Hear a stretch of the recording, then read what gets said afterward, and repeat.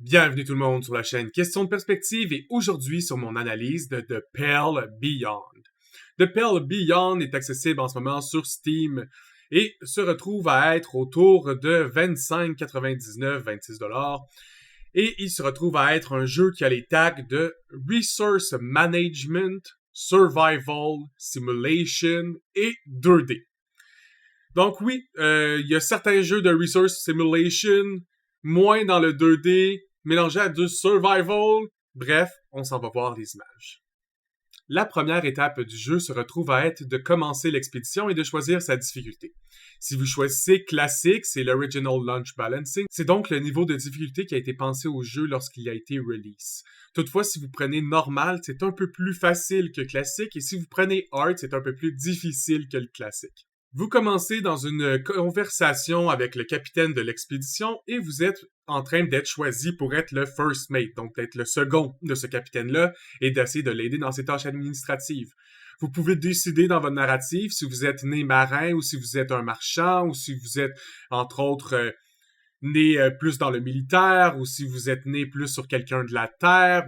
Bref, certains choix qui influenceront des dialogues que vous allez pouvoir avoir plus tard dans l'histoire. Le jeu n'a aucun voice acting, vous allez suivre l'histoire sur du texte. Donc c'est un jeu de resource management survival, mais très narratif, où l'aspect de la narration est très important. Entre autres, beaucoup de fois, vous allez devoir gérer la loyauté des membres de votre équipage, et cette loyauté-là est influencée par les choix que vous faites. Donc si vous écoutez pas ou vous lisez pas ce que ces personnages-là veulent vous transmettre comme information et que vous dites un peu n'importe quoi, ben les personnes vont pas vous aimer dans votre équipage. Et si tout l'équipage finit par être contre vous, ou du moins plus que la moitié de l'équipage est contre vous, vous perdez l'opportunité d'avoir votre poste dans la hiérarchie parce que plus personne vous fait confiance. J'ai testé le vidéo pendant 1h20 et 1h20 n'a pratiquement été que la prologue. Donc, c'est un jeu dans lequel vous devez vous armer de patience. On a joué environ une partie de 5 heures. Pour notre première partie, je pense qu'on est mort à la semaine 39. Donc, à l'acte 3, vous avez plusieurs actes dans le jeu qui va faire évoluer l'histoire et qui deviennent évidemment de plus en plus difficiles parce que l'histoire essaye évidemment de vous tuer. C'est un jeu de survie dans le Grand Nord, c'est pour ça que ça s'appelle The Pale Beyond. Vous essayez de retrouver un bateau qui aurait été échoué dans la glace dans le Grand Nord et vous décidez donc d'aller le rejoindre et comme l'autre bateau, vous finissez coincé dans la glace très rapidement et une fois que vous êtes pris dans la glace, il faut donc survivre. En bas dans le coin gauche, on est capable de voir les 4 ressources que vous allez devoir gérer pour survivre à la crise. Et en dessous, c'est votre ligne d'équipage. Donc, on peut brièvement voir, on peut que très peu voir en dessous de l'indication que c'est écrit 4 sur 24. Ça veut dire qu'en ce moment, je ne peux faire agir que 4 personnes sur mon bateau parce que je n'ai pas rencontré les autres. À un moment donné, vous allez pouvoir pratiquement contrôler les 24, mais certaines personnes sont toujours là qu'à leur travail. Entre autres, sur votre bateau, vous avez un médecin, mais ce médecin-là peut pas aller faire des expéditions. Son travail, c'est d'être le médecin. Les 4 ressources, elles, se retrouvent à être le drapeau pour le décorum. Si vous arrivez à 0 de décorum et que vous terminez votre semaine, votre équipage se révolte et donc votre campagne est terminée. Nous, c'est comme ça qu'on est mort à notre premier playthrough. Le deuxième se retrouve à être votre fuel. Comme vous êtes dans le Grand Nord, la seule façon de ne pas mourir gelé est donc de chauffer. La troisième est votre nourriture. Si vous manquez de nourriture, votre population va donc mourir de faim. Et la dernière se retrouve avec les animaux et donc les chiens qui vous aident à explorer où vous allez être pris. Entre autres, ils vont vous aider à faire de la chasse et donc vous nourrir parce que rapidement, vous n'allez pas avoir le choix de chasser si vous voulez survivre. Le jeu se passe d'un dialogue à l'autre et donc vous êtes dans une map 2D, dans une carte 2D, celle-ci, vous pouvez vous déplacer avec les icônes. Entre autres, des icônes sont là, certaines icônes vous disent on peut monter, d'autres vous allez pouvoir parler à certains membres de l'équipage. Certaines actions vont vous débloquer des nouvelles zones ou des nouvelles actions avec d'autres personnages. Et souvent, les personnages les plus importants du bateau se retrouvent à être les chefs de toutes les sections, donc le chef des scouts, le chef des ingénieurs, le chef des scientifiques et le chef des sailors. Vous devez toutes les avoir un peu de votre bord si vous voulez que les choses se passent bien sur le bateau. Évidemment, comme vous pouvez vous en douter, le capitaine est un Soulon et il va finir par tout simplement mourir très tôt dans l'histoire et faire de vous le capitaine du bateau. D'où pourquoi c'est important de gérer toutes ces relations-là au lieu du capitaine, parce que ça devient vous, le capitaine, évidemment. Pourquoi vous seriez en train de gérer toutes les ressources si c'était pas vous de toute façon? Pour être capable de faire des actions dans le jeu, en ce moment, je cache certains visages, mais vous pouvez en voir un bloqué. Ces visages-là, c'est les visages des sailors, et en haut, vous avez les onglets pour les autres sections. Donc ici, c'est les scouts, les ingénieurs et les scientifiques. Chaque personne peut être mise dans les tâches précises. Donc ici, c'est une tâche qui nécessite seulement des personnes. Donc vous pouvez mettre n'importe qui. Si la tâche, elle avait un emblème précis, comme l'emblème de science, ça veut dire que vous êtes obligé de mettre des scientifiques pour être capable de faire l'action. Chaque action que vous faites vient être décrit ici en dessous. Qu'est-ce qu'ils vont vous donner directement? Donc ici, ça dit que les personnes mises vont automatiquement nous donner de l'huile. Donc, si vous mettez 3 personnes, ça vous donne 3 sacs de coal pour votre fuel. Mais si vous mettez seulement une personne, vous allez seulement en avoir un et ainsi de suite.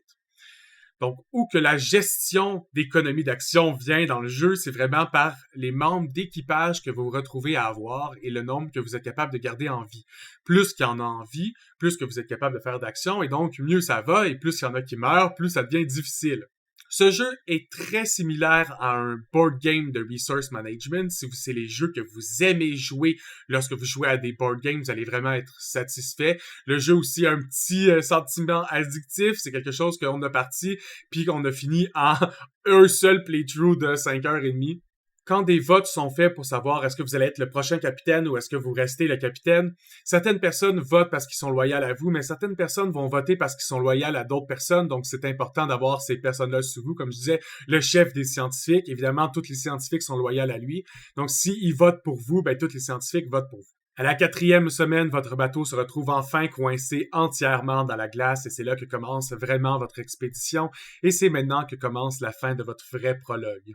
À part aller récolter des choses directement ou d'interagir directement avec les gens de votre camp, entre autres, certaines personnes peuvent débloquer des statuts, que ce soit blessé, freezing ou mal nourri ou encore démoralisé. Tous ces statuts négatifs-là peuvent être soignés de différentes façons, que ce soit d'aller directement à l'hôpital, voir ton docteur pour être soigné, ou encore, pour être démoralisé, c'est d'aller voir la personne qui s'occupe un peu des biens mentaux de l'équipe.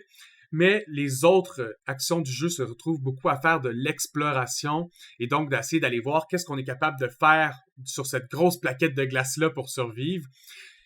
Quand on voit le symbole de lunettes ici de longue vue, c'est que on ne sait pas qu'est-ce qui se retrouve comme ressource, donc vous devez envoyer un scout et des chiens pour aller voir qu'est-ce qui s'y trouve.